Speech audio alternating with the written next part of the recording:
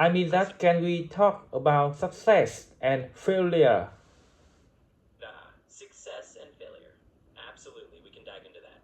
Those are really interesting topics and definitely something everyone thinks about. So, we'll chat a bit about what success means, what failure means, and how to handle both. Let's jump into it.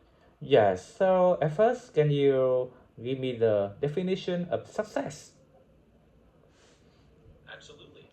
So, success can mean a lot of different things, depending on who you ask. But in a general sense, it's basically achieving a goal or reaching something that you set out to do. So, it's kind of that feeling of accomplishment when you've done what you aimed for. And of course, it can be big or small, but that's the gist of it. Yes, you mean that success is depend on people? Exactly, you got it. Success can be really personal, and it definitely depends on each person's own goals or values. So, what feels like success to one person might be totally different for someone else. It's really about what matters to you. Yes, but maybe are there any difference between success and good education? Yeah, that's a really good question.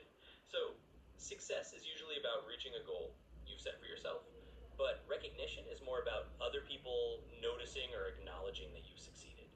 So, you can definitely have success without a lot of recognition, and sometimes you can even have recognition without feeling truly successful inside.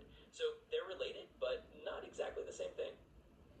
Yes, because I saw a lot of people even in the past they was very good at the high school, the university. I mean good education.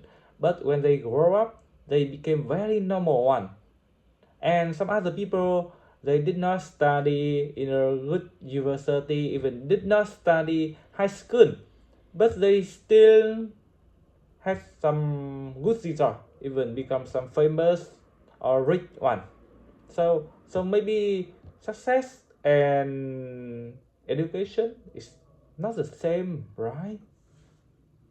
Yeah, exactly. You really hit on something there. A lot of times, the skills that make someone successful in school or in a certain environment aren't necessarily the same ones that lead to success in a career or in life. And recognition can come in all sorts of different ways, and sometimes from unexpected places. So, yeah, they're definitely not always the same, and that's a really good observation. Yeah, so maybe there are some difference between book smart and street smart, right? Yeah, absolutely. That's another interesting layer. You know, being smart in an academic sense is one kind of intelligence, but street smarts or practical smarts, that's a whole different kind of wisdom. And both of them can lead to success, but in different ways. So it's definitely a balance, and different people have different kinds of smarts that help them in different areas of life. Yes. And one more question is I saw that a lot of people even they work so hard but they still poor. They cannot earn a lot of money. And some other people we can look maybe they are quite lazy, they stay at the coffee shop to play, to talk, to use the computer only, but they can earn a lot of money. So is there something unfair here? Yeah, I get what you're saying, and it can definitely feel that way sometimes. Life isn't always fair when it comes to hard work and financial outcomes. A lot of factors can come into play, like opportunities, the kind of work someone does, or just being in the right place at the right time. So it's not always directly linked to how hard someone works. It can definitely feel a bit unfair, but it's just one of those complexities of life. Yes, mm, yes, spot on. So, do you think that financial freedom is the goal that a lot of people want to reach?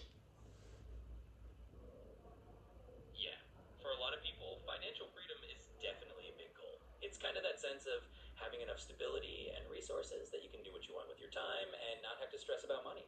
And I think that's why a lot of people aim for it, because it gives them more freedom and options in life. So it's definitely a common aspiration. Yes, but there are any standard for freedom, for financial freedom, or it depends on each person and on each country? Yeah, it really does depend on the person and the context. there's no one size fits all standard for financial freedom because it's really about what level of financial comfort or independence makes you feel secure and free. For some people, it might mean just not worrying about monthly bills, and for others, it might mean having enough to travel the world. So it's definitely a personal and situational thing. Okay, okay, yes, spot on. Thank you so much for giving me the definition. You're very welcome. I'm really glad we could chat about it. And if you ever want to dive into more topics like this, just let me know. It's always fun to explore these ideas together. Yes, and I also feel that investing time for children is also important compare with investing time for earning money. Absolutely. I couldn't agree more. Investing your time in children or in things that matter to you is definitely just as valuable, if not more, than focusing only on money. It's all about where you want to put your energy and what you value most. And those investments of time can lead to some of the most meaningful kinds of success. Yeah, so I that is the reason why I invest a lot of time, even money, for my children to study, especially study English. And when I taught my son to study English from the age of 3 or 4 years old, and actually he can speak some English, but it's a little bit hard for him to connect the word or to say a long sentence. So I decided to teach my little girl earlier from the age maybe few months old. Yeah, that makes a lot of sense. And it's great that you're thinking about giving your kids that early exposure to language, because it really does help over time. The younger they start, the more naturally it can come to them. And it's really awesome that you're investing that time and effort. So I'm sure it'll pay off, and it's a wonderful gift to give them. Yes, and when I taught her to study English so early, a lot of people say that a lot of people said that do not teach her English so early because it's so hard for her to pick up two kind of language together. But I still keep my opinion because I know that maybe 3 or 4 years old is the golden time for children to study English. But maybe oh year old the the diamond time for them to study. Yeah, I think you're onto something there. I mean, every child is different, of course, but a lot of kids really do soak up languages pretty easily at a young age. And even if it seems a little tough at first, you're giving her a real advantage by starting early. So I think if it feels right to you and you see that she's enjoying it, then absolutely go for it. It's really about what works best for your family. Yes, so until now she can speak a lot of sentence, and every time when she want to talk something to me, she immediately say talk in English. And sometimes she forgot. She talked to me in Vietnamese, and I said, "Mia, father is not Vietnamese. Father is American." So she immediately moved to English. Oh, that's fantastic to hear. It sounds like she's really picking it up and even having fun with it, which is awesome. And the fact that she's so comfortable switching languages like that is a really good sign. It means she's already building that flexibility. So it sounds like you're definitely on a great track with her.